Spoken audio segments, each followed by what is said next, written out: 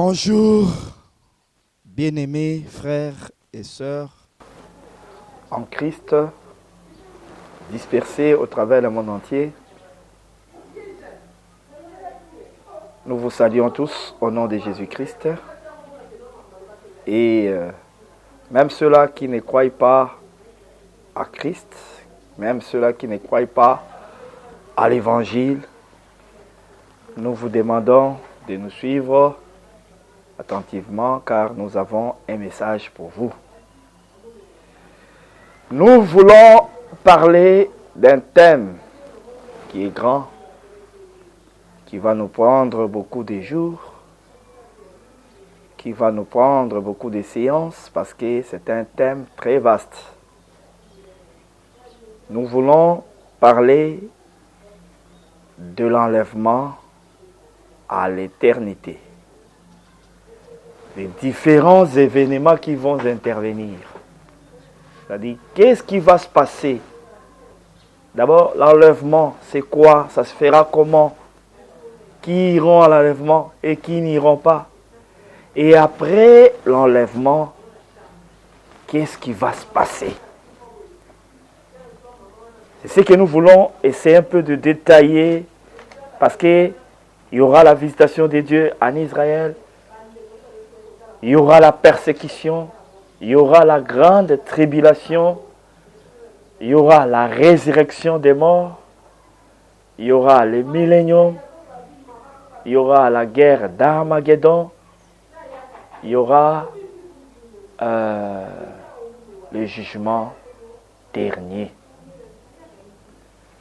C'est ainsi, nous voulons détailler ces choses, les étaler dans ce que les autres appellent la ligne du temps. C'est-à-dire, comment est-ce que ces événements vont se passer successivement dans le monde. Ce qu'il faut savoir, il y a Israël d'un côté et les nations de l'autre. Donc il y aura des événements qui vont se passer en Israël et il y en aura d'autres qui se passeront aux nations, vers les nations. C'est ainsi, nous allons essayer de donner seulement, d'abord, premièrement, une ligne du temps. Nous allons essayer d'étaler comment est-ce que ces événements vont se passer, et donc, disons, étaler ces différents événements qui auront lieu après l'enlèvement de l'Église, bien les déplacements des saints de Dieu vers le ciel. C'est ainsi, nous disons ceci, que d'abord, l'enlèvement, on va expliquer l'enlèvement après. On parle d'abord des événements. Je vais essayer de les énumérer, les différents événements. Quand l'Église va partir vers le ciel, il ira à la rencontre de Christ, son époux. Ce qui va se passer sur la terre, ce sera quoi? Israël sera visité par des témoins, les désoins. Et après la visitation d'Israël par les désoins, ils passeront par la grande tribulation. Israël passera par la grande tribulation. C'est ce qu'annonce l'Apocalypse chapitre 11 en disant que Israël sera foulé aux pieds pendant 42 mois. Et de l'autre côté des nations, au moment où Israël est visité par les deux témoins, parce que les deux témoins seront deux prophètes qui s'adresseront à Israël. C'est comme Moïse et Aaron en Égypte, leur message de paix était adressé à leurs frères. Mais de l'autre côté, chez Pharaon, c'était des frappes. C'est ainsi que pendant que Israël est visité par les désoins, du côté des nations, la bête sera en train de faire les alliances. Parce qu'on lui a donné une semaine d'action. Selon Daniel chapitre 9. Il a une semaine. Daniel 9, versets 26 à 27. Si je ne me suis pas trompé. Il a une semaine d'action. Et cette une semaine est divisée en 2 temps. 3 ans et demi, il fera l'alliance avec plusieurs. Et à la seconde moitié, ça sera son règne. Le temps où il va dominer, écraser toutes choses, il va dominer toute la terre. Il va assujettir tout le monde et amener tout le monde à adorer la bête et son image. À la fin de leur règne, et c'est en ce moment-là, quand il sera en train de régner, tous ceux-là qui refuseront l'adoration, ils seront tués. C'est en ce moment-là qu'on parlera de la marque de la bête. C'est en ce moment-là qu'on parlera de la grande tribulation par rapport aux nations. C'est-à-dire, les enfants de Dieu qui n'iront pas à l'enlèvement passeront par la grande tribulation. Ce sont des choses que nous allons détailler. Nous vous donnons seulement les grandes lignes de ce que nous aurons à détailler. Et si en ce moment-là précis que la bête sera en train de régner, c'est en ce moment-là qu'interviendra les coupes d'Apocalypse chapitre 16.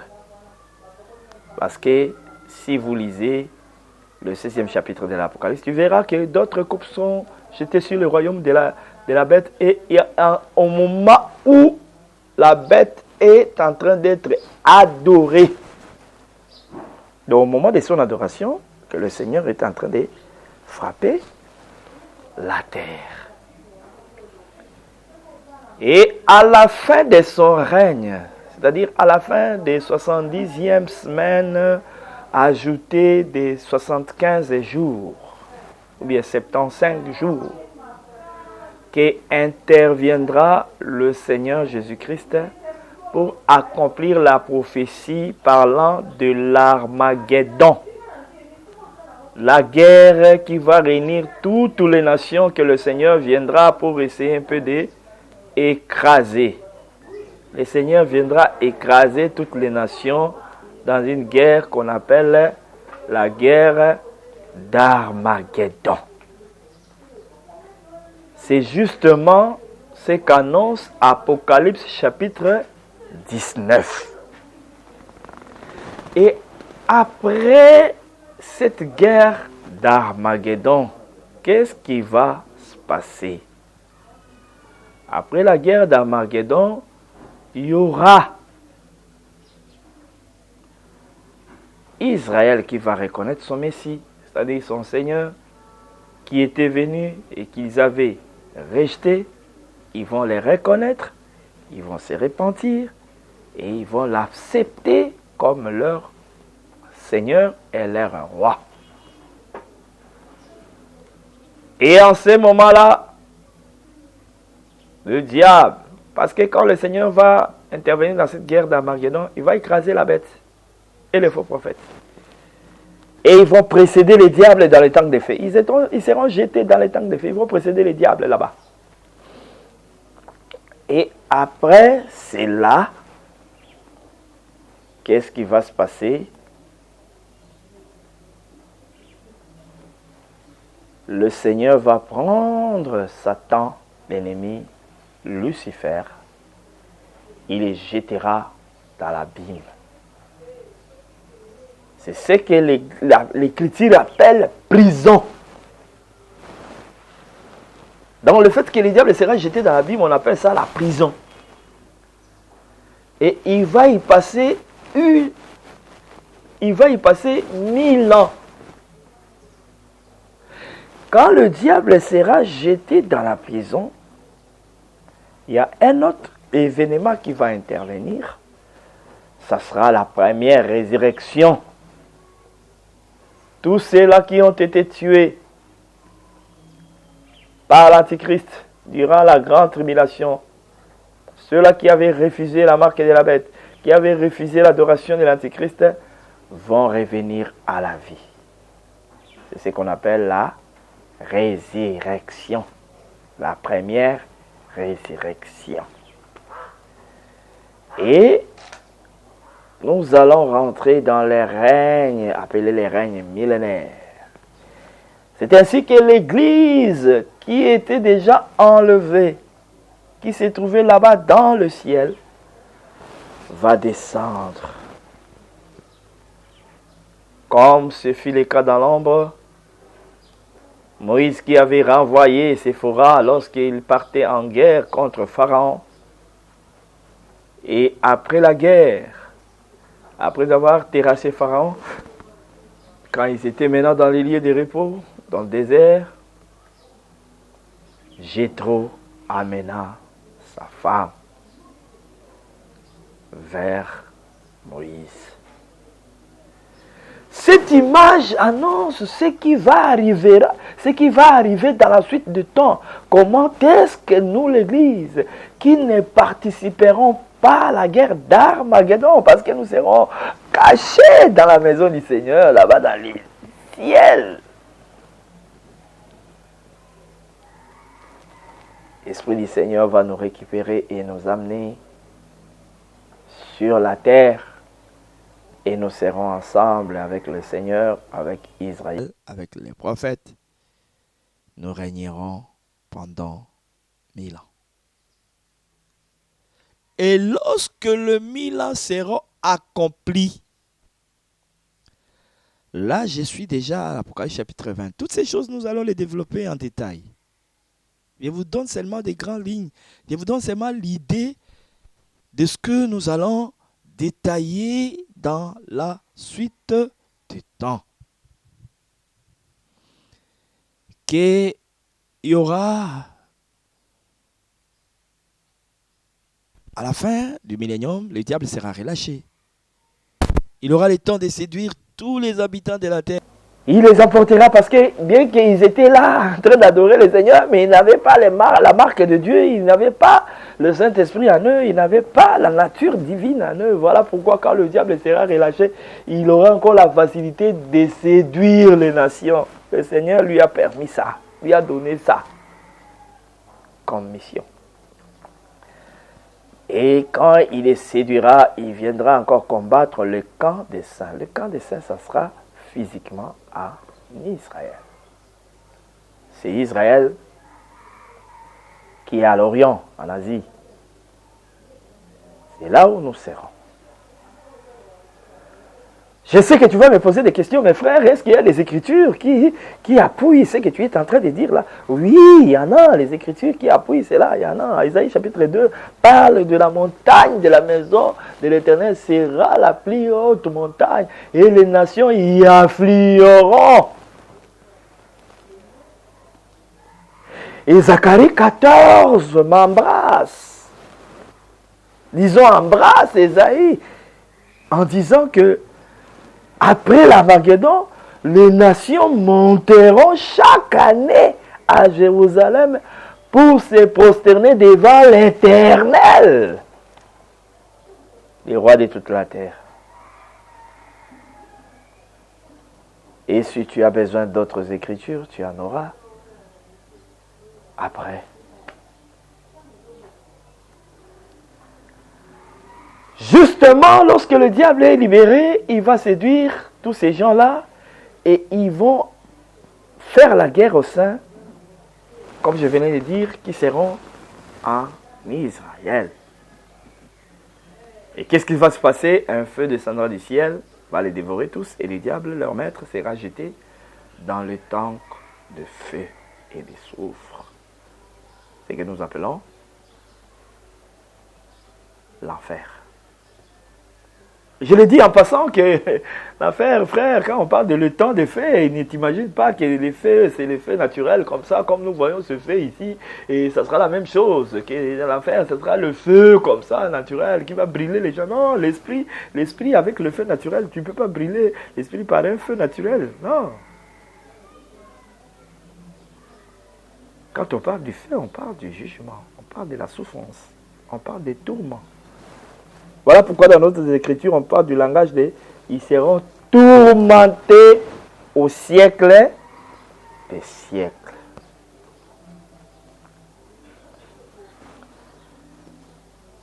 Et après cela, il y aura quoi? Il y aura ce que nous appelons la deuxième résurrection. Cette deuxième résurrection va concerner tout le monde qui était mort. Tous ceux-là qui ont péri, que ce soit avant la venue du Seigneur Jésus, que ce soit ceux qui meurent maintenant, mais qui ne ressusciteront pas pour l'enlèvement. Tout le monde, même ceux-là qui sont morts dans la mer, ceux-là qui sont morts accidentés, train, avion, toutes ces âmes-là reviendront à la vie, c'est-à-dire ils vont ressusciter. Le Seigneur va les doter des corps, ils porteront des corps. Et ils passeront à ce que nous appelons le jugement dernier, les trônes blancs. Et le Seigneur va juger et condamner tous ceux-là dont les noms ne se trouveront pas dans les livres des vies. Ils seront condamnés à cause de leurs mauvaises œuvres. Voilà pourquoi la Bible parle il parle des livres et d'un livre. Donc, le Seigneur va réveiller le souvenir des œuvres de chacun.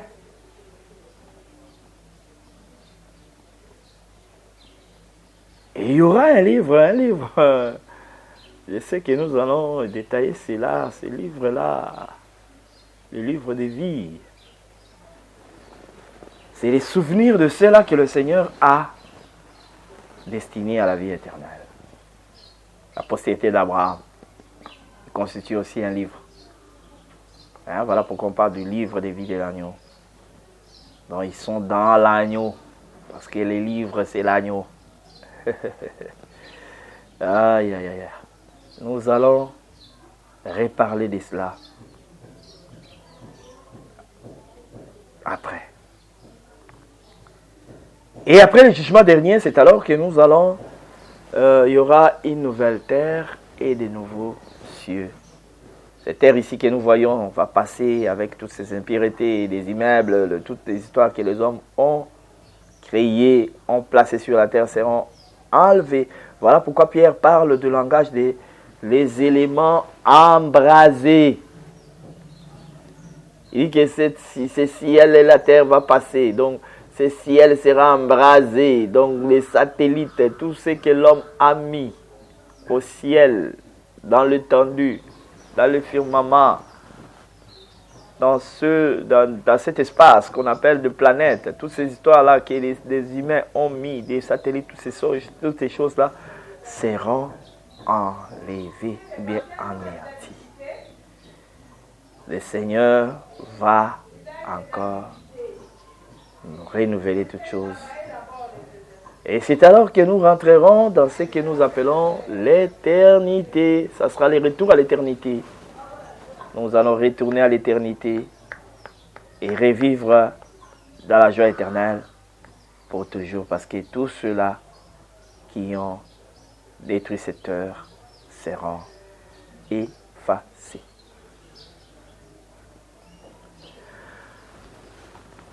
C'est d'une manière brève que nous avons essayé un peu de donner la ligne du temps, ou bien les différents événements qui vont avoir lieu dans le monde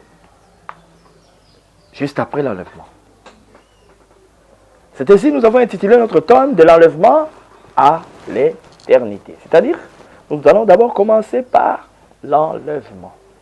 C'est quoi l'enlèvement? Qui iront? Qui n'iront pas? Nous allons lire, nous allons appeler Paul pour essayer de nous expliquer cela.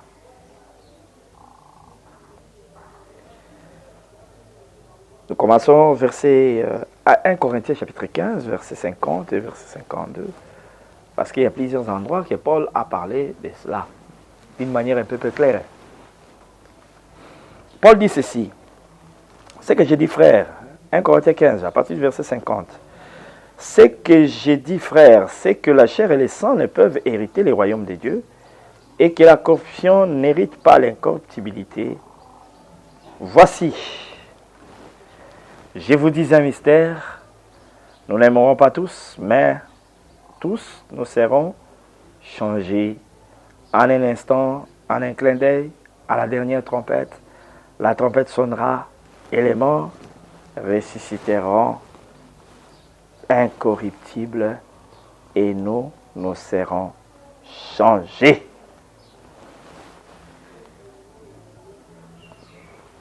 Et nous lisons encore une autre écriture dans Thessaloniciens, 1 Thessaloniciens, chapitre 4e.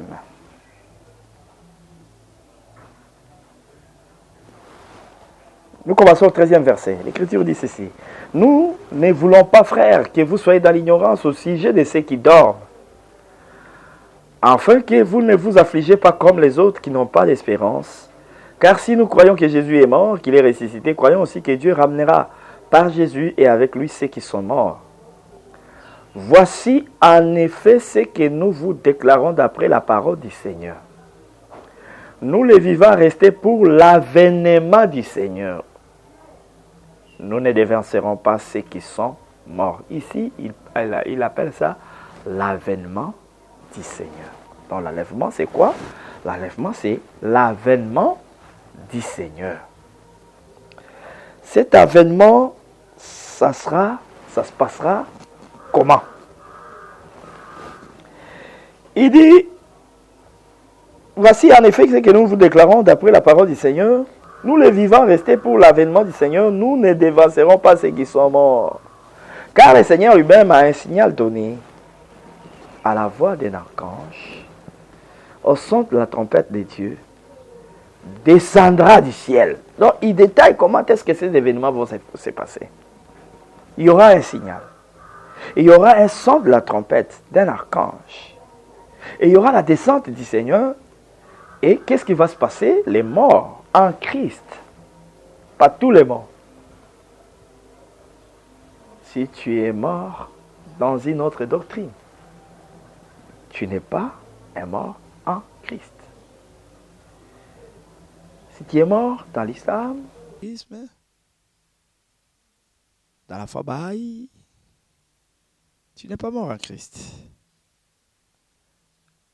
Tu es mort, témoin de Jéhovah, tu n'es pas mort en Christ. Les morts en Christ, tu es mort dans le branhamisme, tu n'es pas un mort en Christ. Parce que tu crois déjà à un homme en dehors de Jésus. Or, tous ceux qui meurent en Christ, c'est-à-dire ceux-là qui croient seulement en Jésus, ressusciteront premièrement, ensuite nous les vivants, ceux qui seront vivants, qui seront restés, c'est-à-dire qui ne sont pas encore morts au moment de l'avènement du Seigneur, nous serons tous ensemble enlevés avec eux sur des nuées. Vous voyez comment cet événement va faire?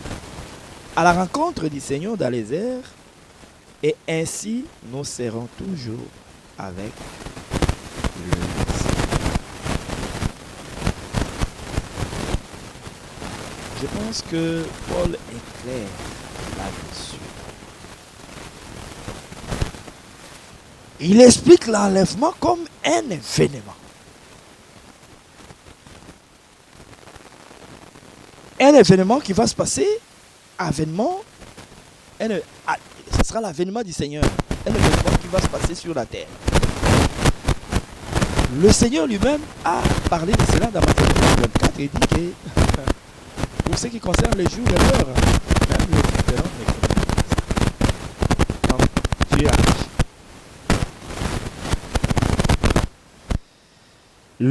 L'enlèvement, c'est quoi? C'est le déplacement des morts en Christ et des vivants qui seront transformés et qui iront à la rencontre du Seigneur dans les airs.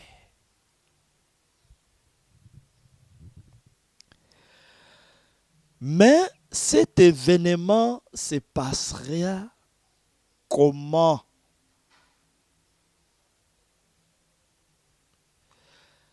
Salomon nous dit ceci dans Ecclésiaste, chapitre 3e. J'aimerais que nous lisions cela. C'est très important de lire ces versets. Ecclésiaste chapitre 3. L'Écriture dit ceci.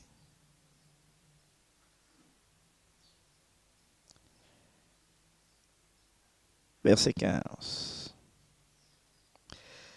Ce qui a déjà été et ce qui sera a déjà été, et Dieu ramène ce qui est passé.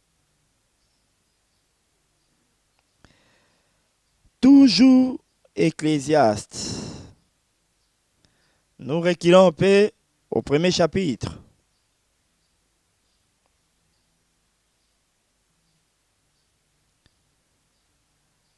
Nous lisons le 9e verset. Ce qui a été, c'est ce qui sera. Et ce qui s'est fait, c'est ce qui se fera. Il n'y a rien de nouveau sous le soleil. Donc le Seigneur est en train d'expliquer déjà, de dire que si vous pouvez parler de l'enlèvement, c'est un avènement qui sera. Or, tout ce qui sera a déjà été. Mais ça a été comment? C'est là où Paul interviendra pour nous expliquer qu'il y a une notion d'ombre et du corps. L'ombre, c'est tout ce qui s'est passé dans l'ancienne alliance. C'est l'ombre. Et le corps, c'est ce qui se passe dans la nouvelle alliance. C'est-à-dire nous devons interroger l'ombre pour essayer de savoir qu'est-ce qui a été, comment est-ce que Dieu a déjà parlé de l'enlèvement. Et c'est ce qui va nous amener à sillonner différentes écritures et à examiner, à essayer un peu de glaner dans les écritures que nous appelons dans un langage spirituel que c'est le chant même des Boaz. Boaz qui est l'image même du Seigneur Jésus-Christ.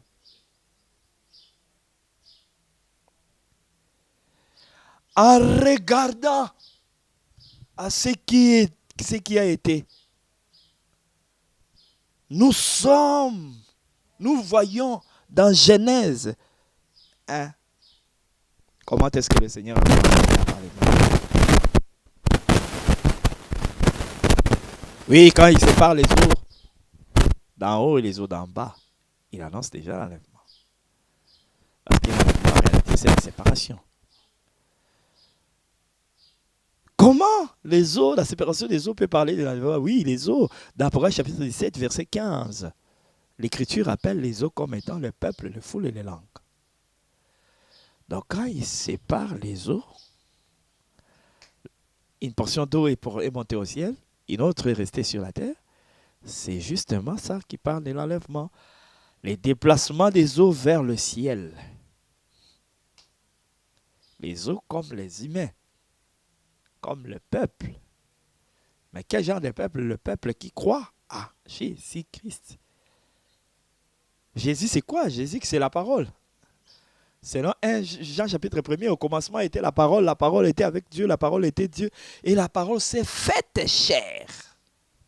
Jésus, c'est la parole faite chair.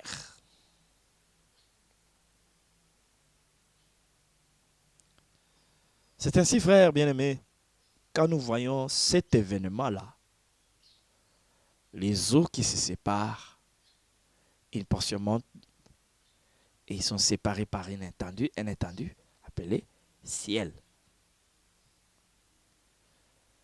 Et le Seigneur va encore répéter cette chose-là d'une autre manière.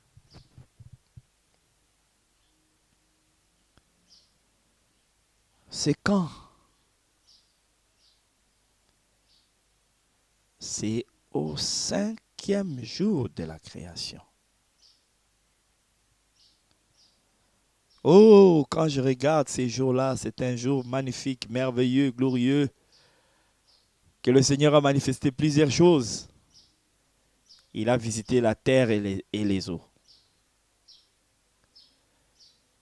Il s'est adressé premièrement à la terre, aux eaux. Il a dit qu'il y ait des poissons qui puissent sortir des eaux. Les gros poissons et les animaux qui sont sortis dans les eaux. Crocodiles, hippopotames, ainsi de suite. Et en ces jours-là, il créa aussi les oiseaux, à qui il ordonna de voler de la terre vers le ciel. Mais est-ce que tous les oiseaux ont volé ces jours-là? C'est la question que je me pose. Est-ce que tous les oiseaux, ces jours-là, ont pris cette direction de la terre vers le ciel? Il y en a d'autres qui ne sont pas montés. À moins que tu nies que le coq ou la poule, ce ne sont pas des oiseaux. Ce sont aussi des oiseaux, ils ont des ailes. Le coq n'est pas monté, la poule n'est pas montée.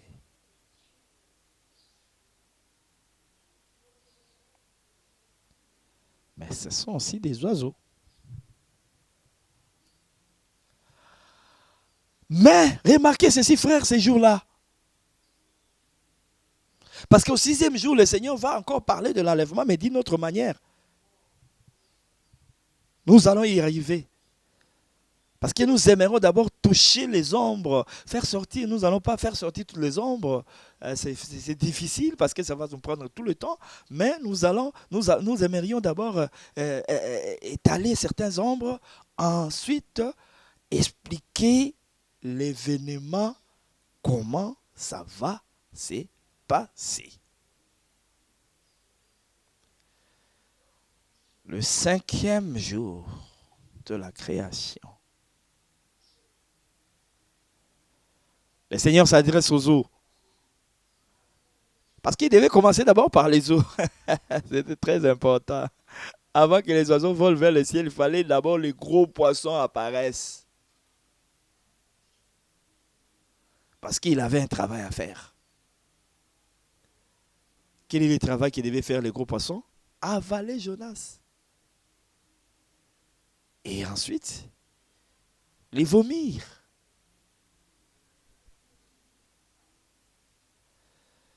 Tu vas me poser la question, frère, mais qui est Jonas aujourd'hui? C'est qui? Matthieu, je vois Matthieu qui me dit, laisse-moi parler. Oui, je donne la parole à Matthieu. Matthieu nous dit dans Matthieu 16, cette génération demande un miracle. Il lui sera donné seulement le miracle de Jonas. Comme Jonas fit 3 jours et 3 nuits dans les ventres du poisson, le Fils de l'homme fera aussi 3 jours et 3 nuits au sein de la terre. Ah, c'est clair, Jésus s'identifie à Jonas. C'est-à-dire, quand le Seigneur créa ces jours-là, les gros poissons, il annonçait déjà la mort et la résurrection du Seigneur. C'est alors après la mort et la résurrection du Seigneur qu'apparaîtront la colombe, l'aigle, les coqs et la poule et les autres oiseaux. Mais il y a plusieurs oiseaux. Il y a la mouette, il y a la chouette, il y a les pélicans, il y a les perviers, il y a les cormorans, il y a les hiboux. D'abord, après l'apparition du poisson, nous avons dit que l'apparition du poisson annonçait la mort et la résurrection du Seigneur, parce que le Seigneur, quand il avait voulu parler de sa mort et sa résurrection, il a pris l'exemple de Jonas, qui a été avalé par le poisson et vomi par ces mêmes poissons. C'est ainsi que nous parlerons de la colombe. Et la colombe parle de quoi? Parle du Saint-Esprit, selon l'Écriture qui montre qu'après le baptême du Seigneur, l'Esprit descendit corporellement. Nous vous donnerons l'Écriture même après. Luc est clair là, il parle que l'Esprit descendit corporellement sous la forme de la colombe. Or, après la mort et la résurrection du Seigneur, qu'est-ce qui s'est passé? Le Saint-Esprit descendit les jours de la Pentecôte.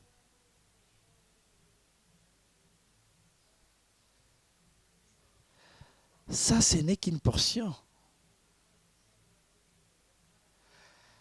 Et après, qu'est-ce qui va arriver? L'aigle va voler jusque dans les lieux les plus élevés, au sommet des montagnes, sur les rochers là-bas. C'était le signe de l'enlèvement. Voilà pourquoi quand le Seigneur parlerait, quand je disais parlerait, c'est-à-dire quand le Seigneur avait parlé, dans Job 39, il commence à parler de la lionne, ensuite il achève son discours par l'aigle. Ce n'est pas un hasard. Il commence par la lionne, qui donne la nourriture au nonceau, fait la chasse, et il finit par l'aigle, parce que c'est la fin, c'est l'enlèvement. Parce qu'il montre l'aigle comme l'oiseau qui met son nid, qui place son nid dans les lieux élevés. Donc, c'était l'image même de l'enlèvement. Les lionceaux, les lions, la lionne mange la lionne. Hein, il parlait de la croix, de la croix à l'enlèvement. Parce que la nourriture des lionceaux, nous comme des lionceaux, notre nourriture c'est l'agneau. Voilà pourquoi il voulait vraiment éclairer, montrer clairement. On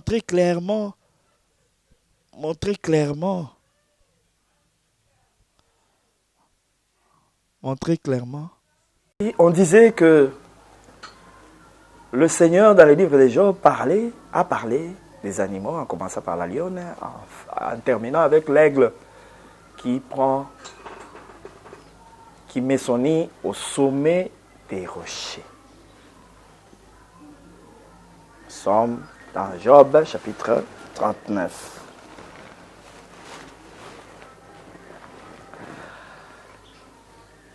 Mais vous allez remarquer une chose, frère bien-aimé. Le coq apparaît le 5e jour aussi. Parce que le coq, quand il apparaît le 5e jour, l'aigle monte, le coq reste, et le coq va annoncer la venue du 6e jour, la venue de l'homme. Et ces coqs-là, on les prend comme l'esprit d'Élie et de Moïse qui va annoncer la venue du véritable homme, du vrai Adam, qui est le Seigneur Jésus-Christ. Parce que Paul l'appelle le dernier Adam dans les livres des Romains. C'est ainsi, frère bien-aimé, nous disons ceci. Et là, tu vas me dire, ouais, le coq est apparu, oui, pour annoncer, parce que le coq chante. On ne peut pas expliquer comment expliquer le mystère du coq quand il boit de l'eau. Non, non, non, non, non. Ça n'a rien à voir avec la parole. Ça, ce sont les imaginations humaines. La parole, quand elle parle du coq, il voit les champs. Et quand la parole parle de la poule, il voit comment il rassemble les poussins sous ses ailes. C'est ainsi le Seigneur dit, combien de fois ai-je voulu vous rassembler, Israël qui tue les prophètes et ceux qui te sont envoyés. Combien de fois ai-je voulu vous rassembler comme une poule rassemble ses poussins sous ses ailes. Vous voyez, quand il parle de la poule, il voit les rassemblements de tous les poussins sous les ailes. Oui, ces rassemblements sous les ailes, c'est l'enlèvement, oui aussi. Mais c'est aussi les rassemblements d'Israël sous les ailes, sous la protection divine, lorsque l'Église partira. Et ces ailes seront les besoins. Au travers des besoins, le Seigneur va rassembler tous ces poussins. Dispersés, parce que quand la poule rassemble ces poussins-là, il fait des petits cris là, les poussins comprennent, ils fuient les dangers, ils viennent tous se réfugier sous les ailes de leur maman poule. Et quand le Seigneur disait que combien de fois ai-je voulu vous rassembler, il voulait les rassembler par les prophètes. C'est ainsi que par les prophètes, il les rassemblera. Nous y reviendrons en détail lorsque nous allons parler du service des soins ou des témoins. Alors, nous allons revenir sur ça en détail.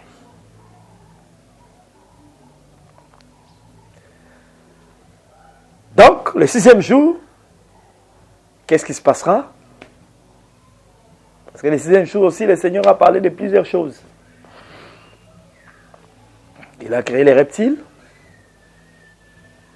Il a créé les bêtes des champs. Les animaux du sacrifice.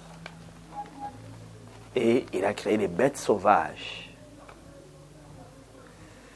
Le 6e jour, c'est tellement long. Et ça a beaucoup de choses à l'intérieur. Le temps nous manquerait de parler de ces choses parce que notre sujet, ce n'est pas la création, mais plutôt l'enlèvement. Mais cela ne va pas nous empêcher de flasher un tout petit peu et de passer. Parce que quand le Seigneur crée les reptiles, nous voyons l'apparition du serpent qui vient le 6e jour. C'est-à-dire l'apparition du serpent. Le serpent ancien viendra faire son travail de séduction. Il fera son travail de séducteur. Le Seigneur l'annonce dans Matthieu 24. Dans Matthieu 24, le Seigneur parle du serpent. Quand il dit plusieurs faux prophètes s'élèveront et séduiront beaucoup de gens, il parlait du serpent. Et à l'époque où le serpent sera là, dans l'œuvre, le bœuf aussi sera là. Le bœuf, 1 Corinthiens 9, on parle de bœuf comme des serviteurs de Dieu. Tu ne muselleras pas le bœuf lorsqu'il fout les grains. Le Seigneur avait-il souci des animaux? Paul dit, loin de là, il avait le souci, il parlait de nous, des hommes, des serviteurs de Dieu. Et à l'époque où le serpent, le séducteur, ira là, les agneaux seront là, les enfants de Dieu. À cette époque-là, au 6e jour toujours, nous sommes au 6e jour, c'est à plusieurs aspects. Nous prenons d'abord cet aspect-là. Les loups seront là, les loups ravisseurs. Paul le dit dans Actes chapitre 20, il parle des loups ravisseurs comme des faux prédicateurs. Mais les lions seront là. Les royaumes, ils vont dominer le monde. Parce que le royaume de Babylone est représenté aussi par les lions. Selon Daniel chapitre 7, lorsqu'on parle de 4 animaux, on présente le premier animal qui est semblable à un lion, mais qui avait les ailes d'aigle parce qu'il devait voler plus haut. Il était un animal terrestre, mais en même temps, il avait les ailes d'aigle, il avait la capacité de voler, d'être plus élevé. Cela annonçait seulement son élévation aussi. Il pouvait monter plus haut. C'est ainsi, tu verras que Babylone, c'était le plus grand royaume. C'est ce qui se montrera à la fin de temps. Babylone va réapparaître. À la fin des temps, le Seigneur vient faire tomber qui encore? Babylone la grande. C'est toujours Rome. Babylone est revenu sous la forme romaine à la fin. Mais dans la vision, on présente 4 royaumes. On présente Babylone, Médès et Perse, Grèce et Rome. Mais en réalité, Rome, là, c'est le retour de Babylone.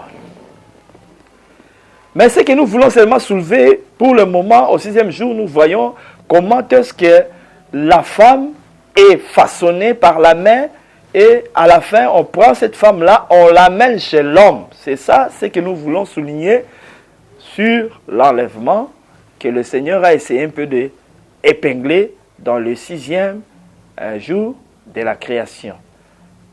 La femme se déplaçant à la rencontre de l'homme. Voilà pourquoi quand Paul parle de l'enlèvement, il dit quoi? Nous irons à la rencontre du Seigneur. Ce sera le déplacement de la femme vers l'homme. Et une autre image, c'est dans Genèse chapitre 24, nous voyons le serviteur d'Abraham qui prend Rebecca, qui la fait monter sur un chameau et qui la déplace jusqu'à la rencontre d'Isaac.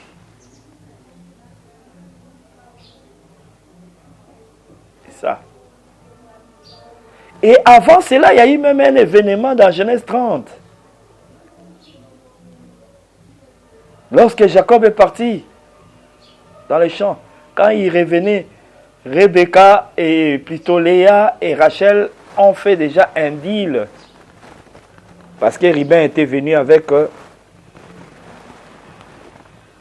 quelque chose, mandragore, que Rachel a voulu prendre. Léa lui a dit, tu as pris mon mari, tu veux prendre encore les mandragores? Donc tu dois faire un choix. Rachel a cédé le mari. Et lorsque cet homme, Jacob, revenait des champs, l'écriture est claire, on peut lire cette écriture. Ça parle aussi de l'enlèvement. Ça nous donne l'image même de l'enlèvement. Genèse chapitre 30.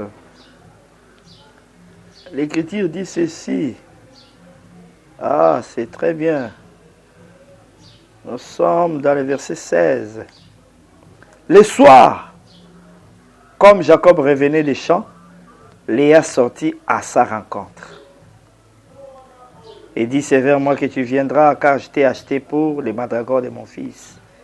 Et il coucha avec elle cette nuit-là. Dieu exauça Léa qui devint enceinte et enfanta un 5e fils à Jacob. Léa dit, Dieu m'a donné mon salaire parce que j'ai donné ma servante à mon mari. Elle appela du nom de Zachar. Quand elle part à la rencontre, c'est le mot qui nous intéresse, la phrase qui nous intéresse, Léa sortit à sa rencontre. Donc, Léa sort de la maison, elle part à la rencontre de l'époux. Mais pourquoi pas Léa pouvait rester à la maison et l'attendre, dire seulement, quand Jacob arrivera, je vais lui dire, mais tu rentres dans ma maison. Non, elle sort de sa maison et part à la rencontre, c'était un signe. Parlant de l'enlèvement, parce que tu vas remarquer que quand elle part à la rencontre de Jacob, Dieu lui donne le salaire. Le salaire, c'est la vie éternelle. Alléluia. Le salaire, c'est la vie éternelle. La récompense que nous allons tous recevoir de la part du Seigneur.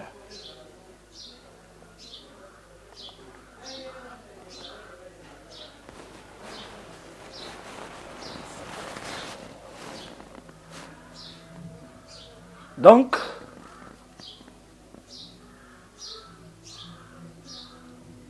lorsque nous allons quitter là-bas, une autre image, c'est l'image d'Enoch qui marchait avec Dieu. Ensuite, il parta et fut enlevé. Une autre aussi image d'Élie, les Tishbites, qui marcha avec l'Éternel et qui fut enlevé. C'était des images. Et maintenant, parlant de l'événement lui-même, qu'est-ce qui va se passer, mes frères bien-aimés? Comme Paul le dit, 1 Corinthiens chapitre 15, les morts qui sont morts et les gens qui meurent, nous ne savons pas quand est-ce que cet événement va arriver. Les jours où cet événement arrivera, je ne sais pas, ce sera 2025, 2030, 2021, 2020, ou bien 2050, ou bien 3000 ans, on ne sait pas. Le Seigneur ne nous a pas donné le temps. Les morts qui seront morts à cette époque-là en Jésus, dans la vraie parole, dans l'évangile éternel. Parce que l'évangile éternel n'a pas commencé en 1900. L'évangile éternel a commencé depuis la Pentecôte. L'évangile éternel, c'est l'explication des Écritures. Les morts en Christ ressusciteront premièrement, et ceux qui seront vivants, qui auront gardé l'enseignement, qui auront gardé la parole, vont être transformés. Et les vivants, ils trouveront d'autres en train de dormir, d'autres ils seront en train de travailler, d'autres ils seront en train de marcher, ils seront dans le travail. Et le Seigneur va nous faire disparaître. L'enlèvement, c'est la disparition. Quand moi, je crois que j'irai à l'enlèvement, donc ce sera la disparition. Les gens vont disparaître en un clin d'œil. Ce sera la disparition. Les morts ressuscitent. Et ensuite, les vivants sont transformés et nous partons. Tous ceux qui sont dans la fausse adoration, tous ceux qui sont dans les faux enseignements, tous ceux qui sont dans la fausse doctrine, ne seront pas enlevés. Et tous ceux-là qui vivent dans le péché, dans les abominations, bien qu'ils auront les bons enseignements, bien qu'ils auront la bonne doctrine, et aussi n'iront pas à l'enlèvement. Seulement ceux-là qui vont garder leurs habits propres. Ce sont ces gens-là qui iront à l'enlèvement. Et lorsque nous allons monter, le Seigneur descendra du 3e ciel. Et il va nous récupérer à partir du 1er ciel. On va partir ensemble. Nous serons transformés par des chars de feu, c'est-à-dire par des anges qui viendront nous prendre. Et lorsqu'on parle du signal, quel est le signal? Dans l'ombre, le signal pour le déplacement, parce qu'Israël campait dans le désert, il a campé plusieurs endroits. Il marchait après un temps, il campait. Il marchait après un temps, il campait. Quand ils campaient, ils étaient rassemblés tout autour du tabernacle, mais pour se déplacer, il fallait qu'il y ait un signal. Le mouvement de la nuée, c'était un signal pour Moïse, et Moïse ordonne le son de la trompette qui s'est fait par les sacrificateurs, et Juda ouvre la marche. C'est l'image même de l'enlèvement.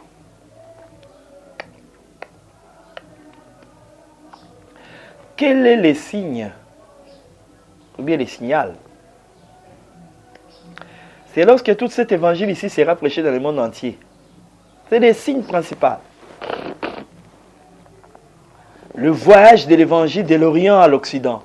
Lorsque cet éclair, cette lumière va sillonner de l'Orient jusqu'à l'Occident, ça sera la fin. L'éclair que je dis, c'est le Seigneur Jésus, l'évangile, la parole, lorsqu'elle serait prêchée dans le monde entier pour servir de témoignage. Et c'est ça les signes. Là, on a achevé l'entrée de tous les animaux qui doivent se retrouver dans l'arche. Et le son de la trompette va intervenir, c'est-à-dire la voix du Seigneur va parler.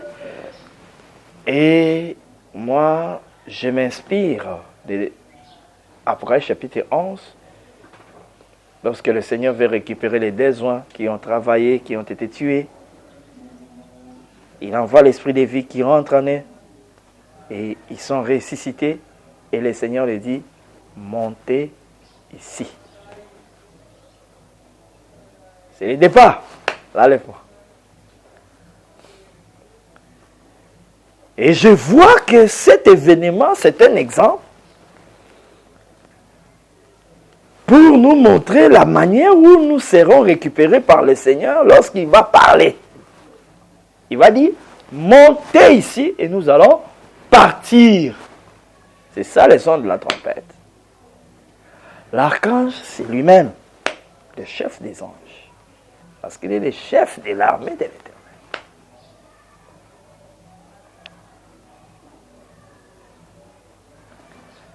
Donc, c'est un peu dans ce sens-là que nous pouvons nous résumer concernant l'enlèvement du Seigneur. De l'Église plutôt. L'avènement du Seigneur, l'enlèvement de l'Église. Et alors, après cet enlèvement de l'Église, directement nous tournons nos regards vers Israël pour voir la visitation des 2 prophètes, des 2 oins. Là, nous sommes dans Apocalypse chapitre 11. Pour aujourd'hui, nous nous arrêtons là. Que le Seigneur bénisse.